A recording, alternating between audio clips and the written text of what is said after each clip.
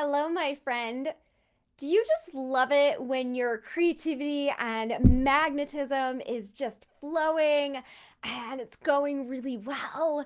And like, what does that give you? When you get ideas, do you feel more energetic? And what are all the things that you can do with all of those ideas? And how much service can you create for others? And what about when you are magnetic and you attract towards you the things that you want? So that there's less effort in going out there and getting it. Wouldn't you love to have that as well and more of that? My name is Avital. I'm known as a healing breakthrough facilitator. And I wanted to do one key concept on how to cultivate more creativity and magnetism. Something very, very easy that anybody can do. And first, I want to share it by using an example of one of the ways in which I set up my home here. And I just bought this home recently and moved in. So it's all brand new. You get to make all these conscious choices, right? Get rid of the old things that you don't need anymore.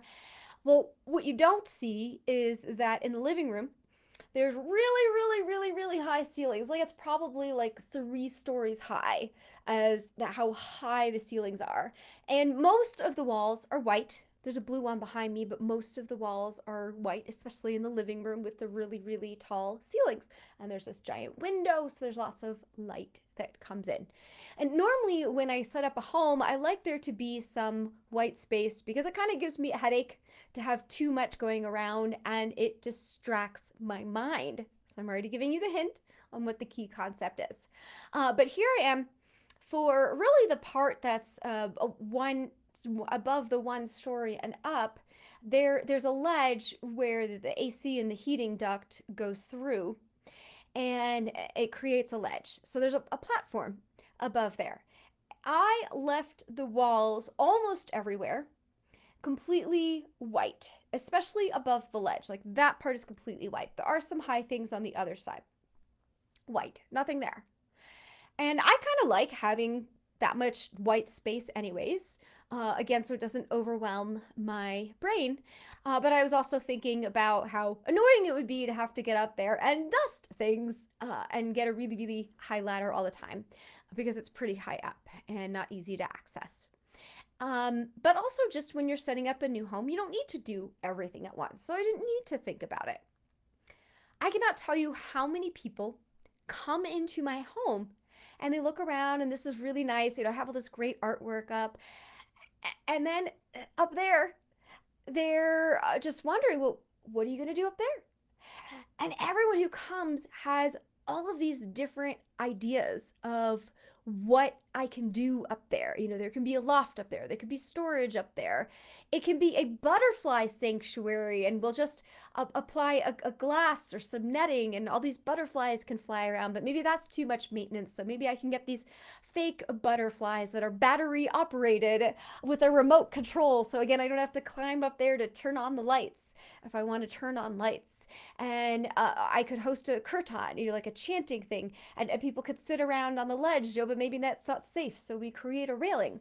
But you'll notice is that I have no idea if that duct is weight bearing, if it can support the weight of somebody standing up there, like what can safely go up there. I don't know what the building rules are as to structurally, if there's anything allowed from, the HOA or not allowed, or just what is structurally sound to be doing up there. And I'd actually prefer not to go check it out, because when we're in the space of creativity and we start getting into the logics of is something going to work or not, then we start to cut down on the potential creativeness. When we start to create boundaries and rules, that reduces our ability to have the openness for creativity. And people are like, well, okay, what are you going to put up there? They like want me to make a decision.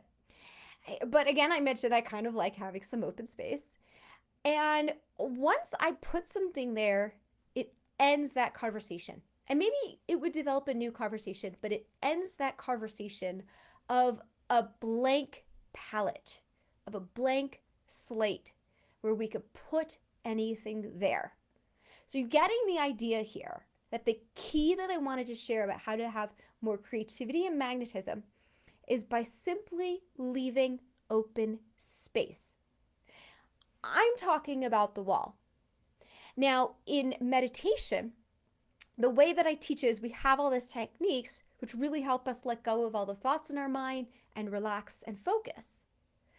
We always want 1/3 of that meditation within this type of practice to be the open space, the blank palette.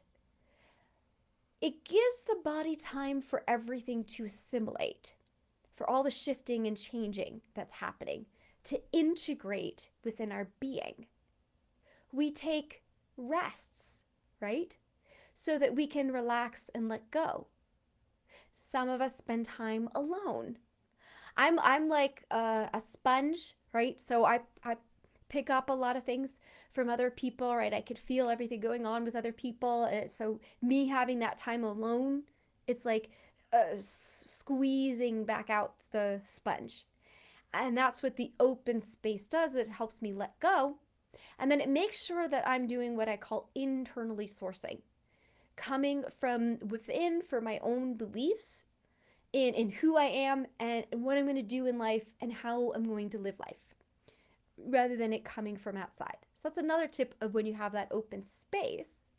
It creates the relaxation and releasing stress, but also helps you really tap into you, into the messages that could be coming through if we open up that space.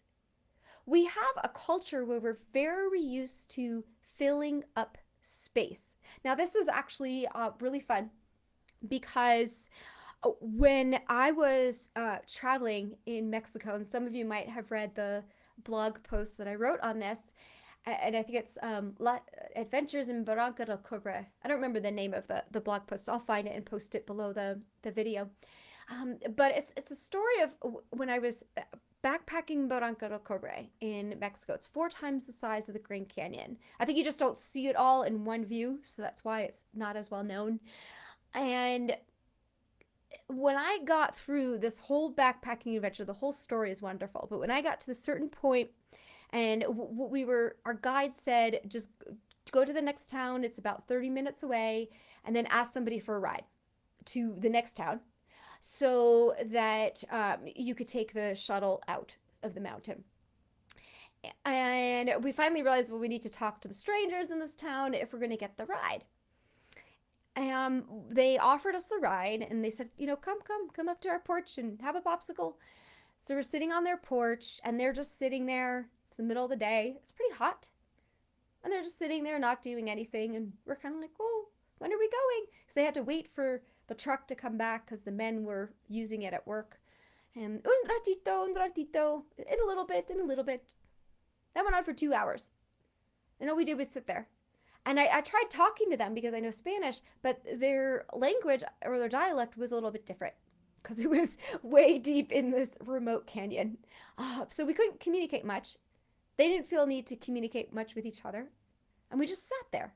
And I'm sitting there thinking, well, do I need to read, write, learn, sow something, harvest the land, farm, work, something? No, nothing. It really made a difference to my entire life from there, because I was bent on, I have to get a great career and then hold this job forever. And now today's society, people change jobs more frequently, but I'm old enough that when I was coming out of college, you still typically were considering holding a career for your same career for your adult life. So yes, I'm older than I look. And I was, I majored in engineering and dance. I did the dance mostly just so I could dance, not as a career. And the engineering was supposed to be my career. And I was a program manager at Microsoft. And it wasn't for me. I left. And I'm traveling. And I'm everywhere teaching yoga and fitness, and because people are asking me. I'm just practicing on my own and everyone's approaching me.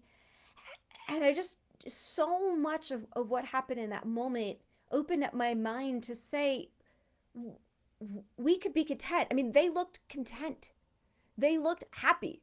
They didn't look agitated or disturbed that they had nothing to do. They probably had things to do. They could have created something else to do. But imagine all of that space there that I sat with them, that I created an entirely new life path for myself. That's what got me into yoga and fitness as a career, and then what trickled down the line to everything else that I'm doing today.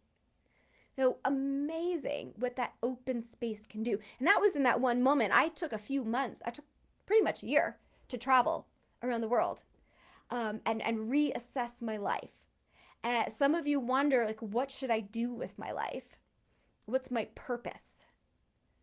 Give yourself that open space. Definitely go out, explore, and try things. Then give yourself that open space to allow your mind to be really clear, to see what lands when everything else gets pushed aside and let go. Please share with me, as you take this open space for yourself, what comes up? What creative ideas come up? If you're having trouble creating that open space, because for some of us, we all have pains inside of us, right? We've all had traumas. Sometimes when we open up that space, we start to notice that a little bit more, and that makes it hard. So if you need to work through that, then also contact me and I can help you with that. You can always email me, info@avitalmiller.com, or just message me through this app. And I hope you have a wonderful, wonderful rest of your day, and there's some room to breathe and open up creativity and magnetism to see what comes when the space is open for it.